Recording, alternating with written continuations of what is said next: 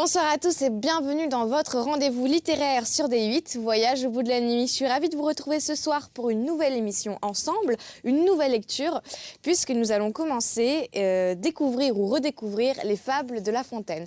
Alors n'hésitez pas à réagir sur les réseaux sociaux avec le hashtag VBN tout au long de cette émission, à nous faire partager également vos idées de lecture. On aime bien savoir ce que vous aimez lire, ce que vous aimeriez redécouvrir dans cette émission. Et alors pour ma part, j'avais vraiment envie de me replonger dans les fables de La Fontaine.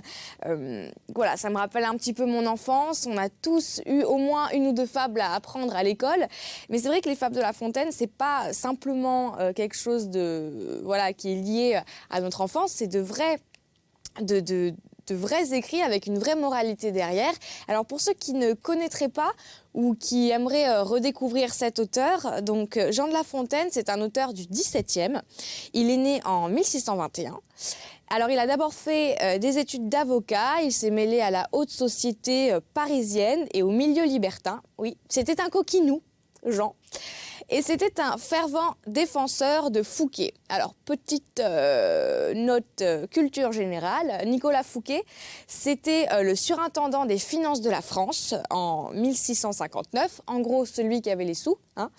Et c'était notamment le riche propriétaire du château de Vaux-le-Vicomte qui a inspiré Versailles. Et d'ailleurs, Louis XIV était très jaloux de Nicolas Fouquet et de toute sa fortune.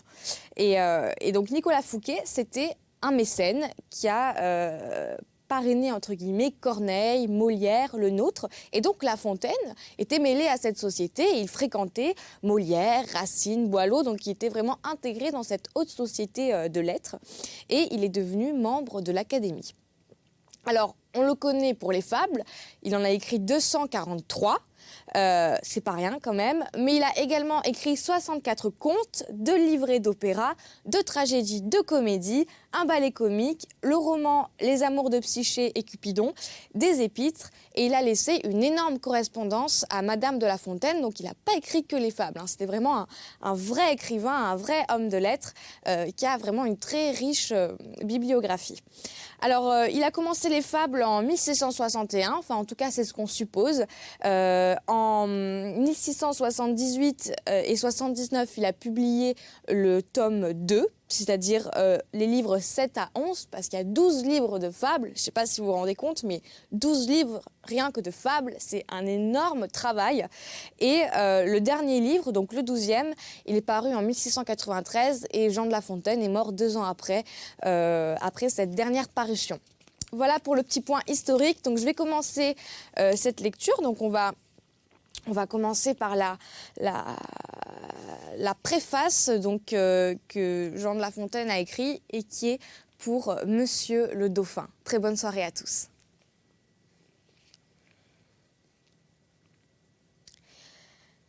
À Monseigneur le Dauphin. Je chante les héros dont Ésope est le père, troupe de qui l'histoire, encore que mensongère, contient des vérités qui servent de leçon. Tout parle en mon ouvrage, et même les poissons. Ce qu'ils disent s'adresse à tous tant que nous sommes. Je me sers d'animaux pour instruire les hommes. Illustre rejeton d'un prince aimé des cieux, sur qui le monde entier a maintenant les yeux, et qui, faisant fléchir les plus superbes têtes, comptera désormais ses jours par ses conquêtes, quelqu'un autre te dira d'une plus forte voix les faits de tes aïeux et les vertus des rois. Je vais t'entretenir de moindres aventures, te tracer en ces vers de légères peintures. Et, si de t'agréer je n'emporte le prix, j'aurai du moins l'honneur de l'avoir entrepris.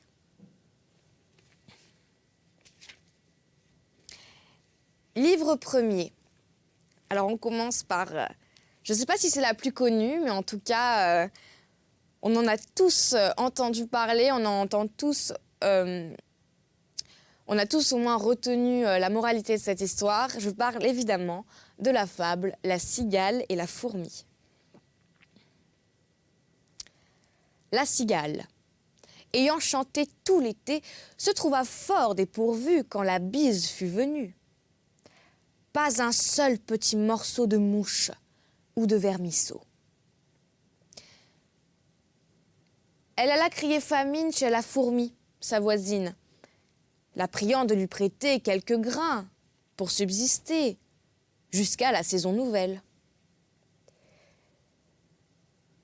« Je vous paierai, lui dit-elle, avant l'août, foi d'animal, intérêt et principal. » La fourmi n'est pas prêteuse. C'est là son moindre défaut. « Que faisiez-vous au temps chaud ?» dit-elle à cette emprunteuse. « Nuit et jour, à tout venant, je chantais. Ne vous déplaise. »« Vous chantiez. J'en suis fort aise. Eh bien, dansez maintenant. »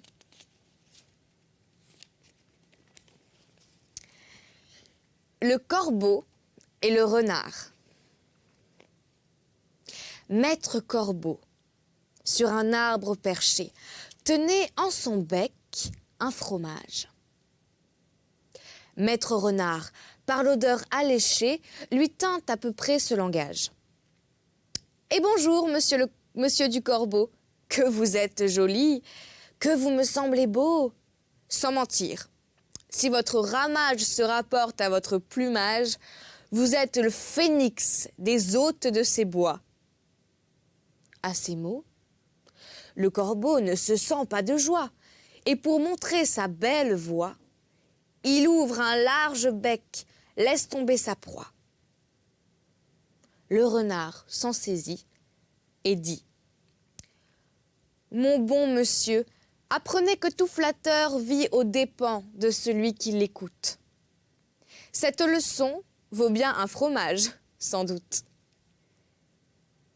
Le corbeau, honteux et confus, jura, mais un peu tard, qu'on ne l'y prendrait plus.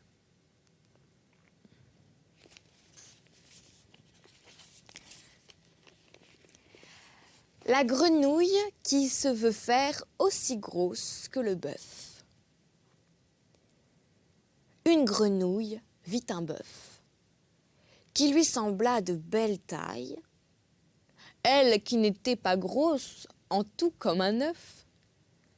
Envieuse, s'étend et s'enfle et se travaille pour l'égaler, l'animal en grosseur, disant : « Regardez bien, ma sœur, est-ce assez ? Dites-moi, n'y suis-je point encore ? Nenni. M'y voici donc ? Point du tout. M'y voilà ?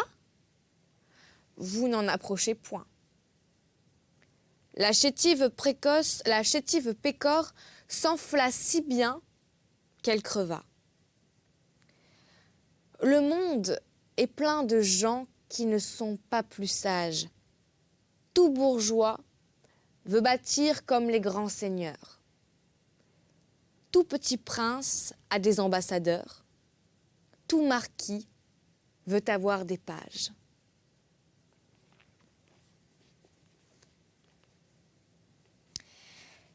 Ah, j'aime bien celle-là. Les deux mulets. Deux mulets cheminaient, l'un d'avoine chargé, l'autre portant l'argent de la gabelle. Alors la gabelle, petite parenthèse, c'est un impôt de l'époque, l'impôt sur le sel. Je vous situe un petit peu parce que tout de même. Donc l'un d'avoine chargé, l'autre portant l'argent de la gabelle. Celui-ci, glorieux d'une charge si belle, n'eût voulu pour beaucoup en être soulagé. Il marchait d'un pas relevé et faisait sonner sa sonnette. Quand l'ennemi, se présentant, comme il en voulait à l'argent, sur le mulet du fisc, une troupe se jette, le saisit au frein et l'arrête. Le mulet, en se défendant, se sent percer de coups. Il gémit, il soupire. « Est-ce donc là, dit-il, ce qu'on m'avait promis ? Ce mulet qui me suit du danger se retire, et moi j'y tombe, et je péris. Ami, lui dit son camarade, il n'est pas toujours bon d'avoir un haut emploi. Si tu n'avais servi qu'un meunier comme moi, tu ne serais pas si malade.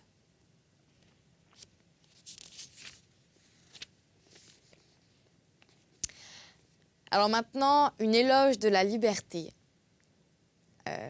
Une fable que j'aime beaucoup, beaucoup, qui s'appelle « Le loup et le chien ».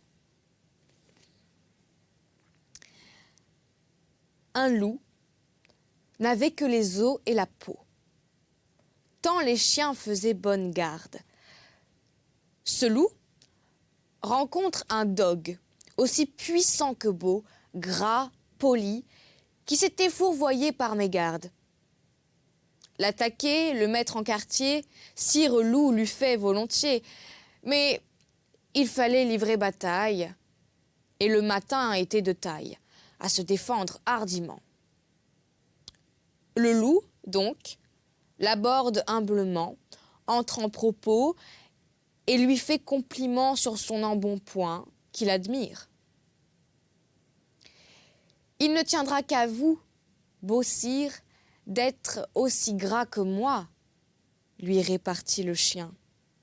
Quittez les bois, vous ferez bien, vos pareils y sont misérables, cancres, hérès et pauvres diables dont la condition est de mourir de faim.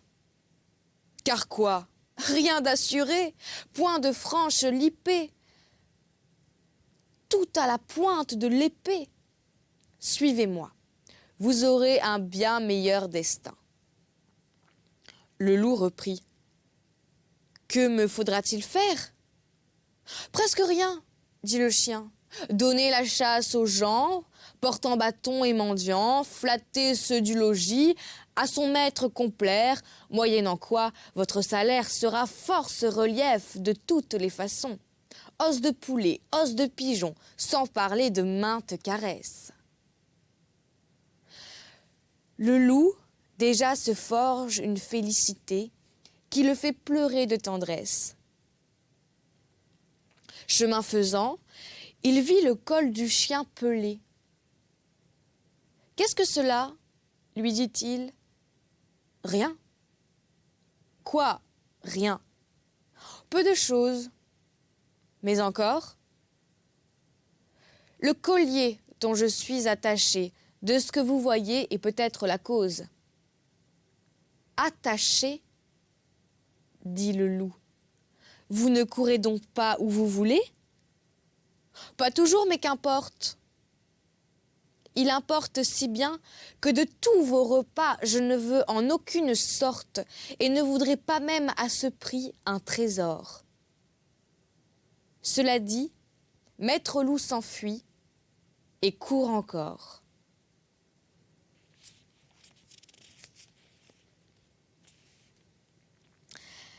La génisse, la chèvre et la brebis en société avec le lion. La génisse, la chèvre et leur sœur la brebis, avec un fier lion, seigneur du voisinage, firent société, dit-on, au temps jadis, et mirent en commun le gain et le dommage. Dans les lacs de la chèvre, un cerf se trouva pris. Vers ses associés, aussitôt, elle envoie.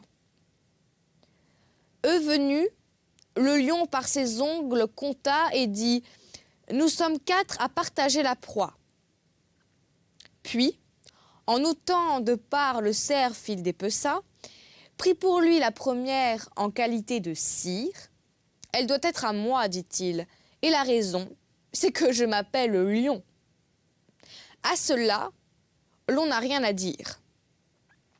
La seconde, par droit, me doit échoir encore. Ce droit, vous le savez, c'est le droit du plus fort.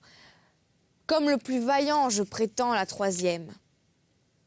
Si quelqu'une de vous touche à la quatrième, je l'étranglerai tout d'abord.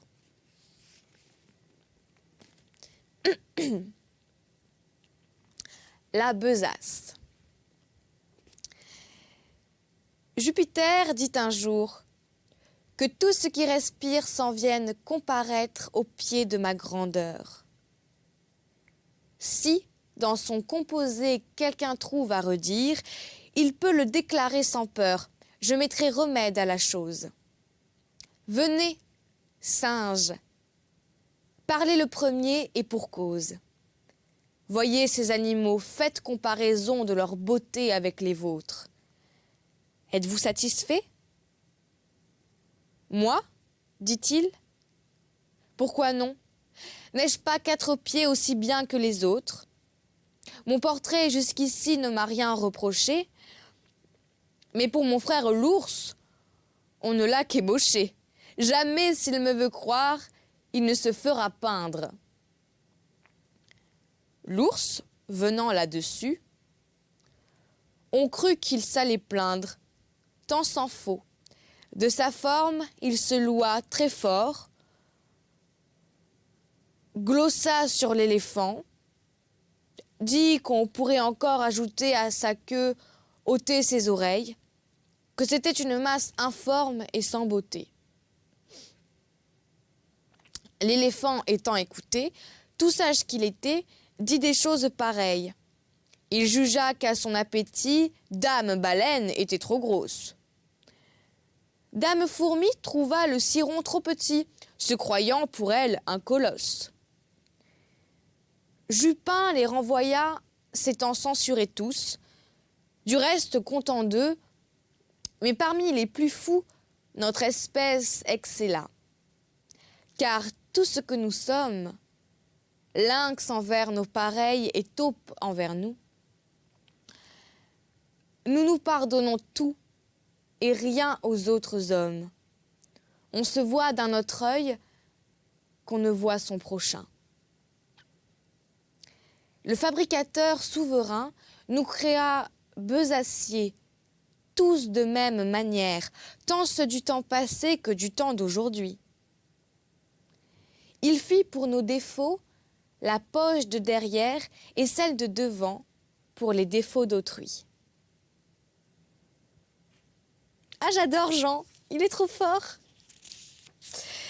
L'hirondelle et les petits oiseaux. Une hirondelle, en ses voyages, avait beaucoup appris. Quiconque, n'importe quoi, quiconque a beaucoup vu peut avoir beaucoup retenu. Celle-ci prévoyait jusqu'aux moindres orages et devant qu'ils fussent éclos, les annonçait aux matelots. Il arriva qu'au temps que la chanvre se sème, elle vit un manant en couvrir maint sillon. « Ceci ne me plaît pas, dit-elle aux oisillons. Je vous plains, car pour moi, dans ce péril extrême, je saurais m'éloigner ou vivre en quelque coin. Voyez-vous cette main qui par les airs chemine? Un jour viendra qui n'est pas loin, que ce qu'elle répand sera votre ruine. De là naîtront engins à vous envelopper et lacets pour vous attraper, enfin maintes et maintes machines qui causera dans la saison votre mort ou votre prison. Gare la cage ou le chaudron. C'est pourquoi, leur dit l'hirondelle, mangez ce grain, et croyez-moi. Les oiseaux se moquèrent d'elle, ils trouvaient au champ trop de quoi. Quand la chènevière fut verte, l'hirondelle leur dit « Arrachez brin à brin ce qu'a produit ce maudit grain, ou soyez sûrs que de votre perte. » Prophète du malheur, babillarde, dit-on, le bel emploi que tu nous donnes. Il nous faudrait 1000 personnes pour éplucher tout ce canton. Le chanvre étant tout à fait cru, l'hirondelle ajouta « Ceci ne va pas bien, mauvaise graine est tôt venue, mais puisque jusqu'ici l'on ne m'a cru en rien, dès que vous verrez que la terre sera couverte et qu'à leur blé les gens n'étant plus occupés feront aux oisillons la guerre, quand redingote et réseau attraperont petits oiseaux, ne volez plus de place en place, demeurez au logis ou changez de climat. Imitez le canard, la grue et la bécasse. Mais vous n'êtes pas en état de passer comme nous les déserts et les ondes, ni d'aller chercher d'autres mondes. C'est pourquoi vous n'avez qu'un parti qui soit sûr, c'est de vous renfermer au trou de quelques murs. Les oisillons, las de l'entendre, se mirent à jaser aussi confusément que faisaient les Troyens quand la pauvre Cassandre ouvrait la bouche seulement. Il en prit aux uns comme aux autres, maint oisillon se vit esclave retenu. Nous n'écoutons d'instinct que ceux qui sont les nôtres, et ne croyons le mal que quand il est venu.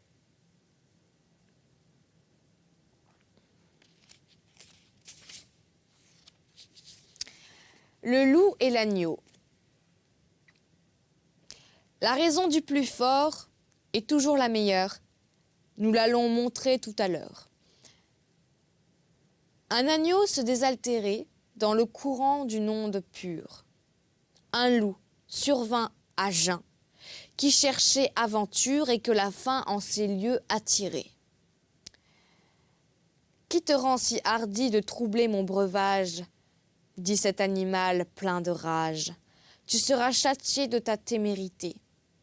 Sire, répond l'agneau, que votre majesté ne se mette pas en colère, mais plutôt qu'elle considère que je me vas désaltérant dans le courant, plus de 20 pas au-dessous d'elle, et que par conséquent, en aucune façon je ne puis troubler sa boisson. Tu la troubles, reprit cette bête cruelle, et je sais que de moi tu médis l'an passé. Comment l'aurais-je fait si je n'étais pas né ? Reprit l'agneau.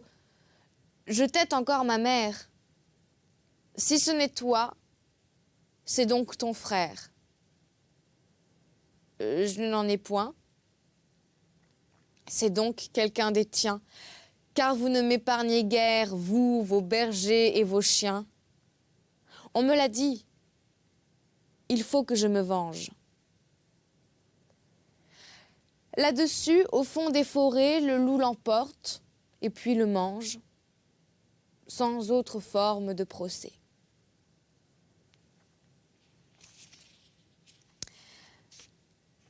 L'homme et son image. C'est une fable pour Monsieur le Duc de la Rochefoucauld. Un homme qui s'aimait sans avoir de rivaux passait dans son esprit pour le plus beau du monde. Il accusait toujours les miroirs d'être faux, vivant plus que content dans son erreur profonde. Afin de le guérir, le sort officieux présentait partout à ses yeux les conseillers muets dont se servent nos dames, miroirs dans les logis, miroirs chez les marchands, miroirs aux poches des galants, miroirs aux ceintures des femmes. Que fait notre Narcisse ? Il va se confiner aux lieux les plus cachés qu'il peut s'imaginer, n'osant plus des miroirs éprouver l'aventure. Mais un canal formé par une source pure se trouve en ces lieux écartés. Il s'y voit, il se fâche, et ses yeux irrités pensent apercevoir une chimère vaine. Il fait tout ce qu'il peut pour éviter cette eau. Mais quoi ? Le canal est si beau qu'il ne le quitte qu'avec peine. On voit bien où je veux en venir. Je parle à tous. Et cette erreur extrême est un mal que chacun se plaît d'entretenir. Notre âme, c'est cet homme amoureux de lui-même. Tant de miroirs, ce sont les sottises d'autrui. Miroirs de nos défauts, les peintres légitimes. Et quant au canal, c'est celui que chacun sait, le livre des maximes.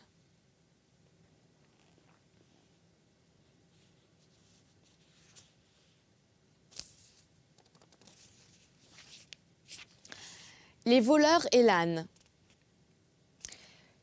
Pour un âne enlevé, 2 voleurs se battaient. L'un voulait le garder, l'autre le voulait vendre. Tandis que coup de poing trottait et que nos champions songeaient à se défendre, arrive un 3e larron qui saisit maître Aliboron. L'âne, c'est quelquefois une pauvre province. Les voleurs sont tel ou tel prince, comme le Transylvain, le Turc et le Hongrois. Au lieu de 2, j'en ai rencontré 3. Il est assez de cette marchandise. De nul d'eux n'est souvent la province conquise. Un quart voleur survient, qui les accorde net, en se saisissant du baudet.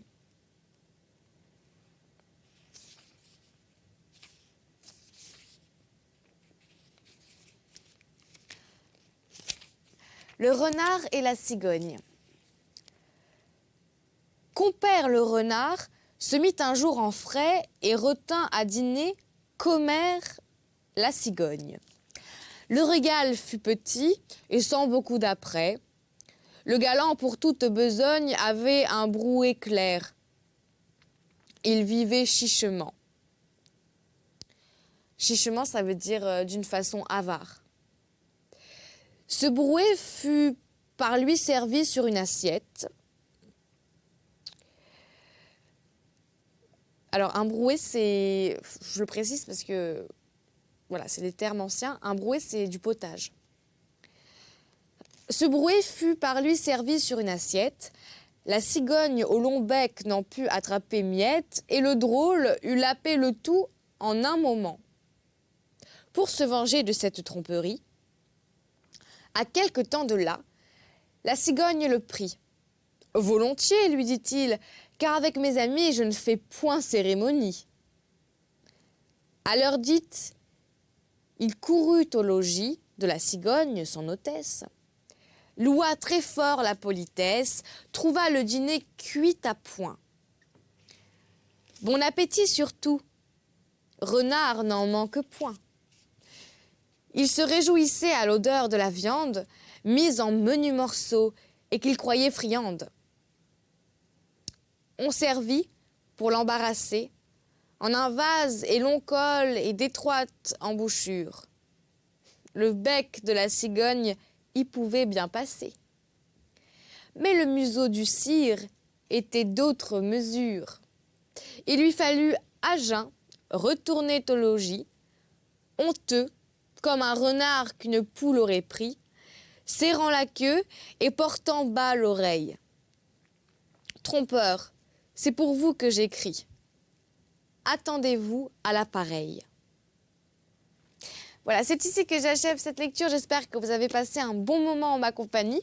On se retrouve tout de suite pour la suite des fables de La Fontaine. Bonne soirée, bonne nuit pour ceux qui se couchent. Bye bye.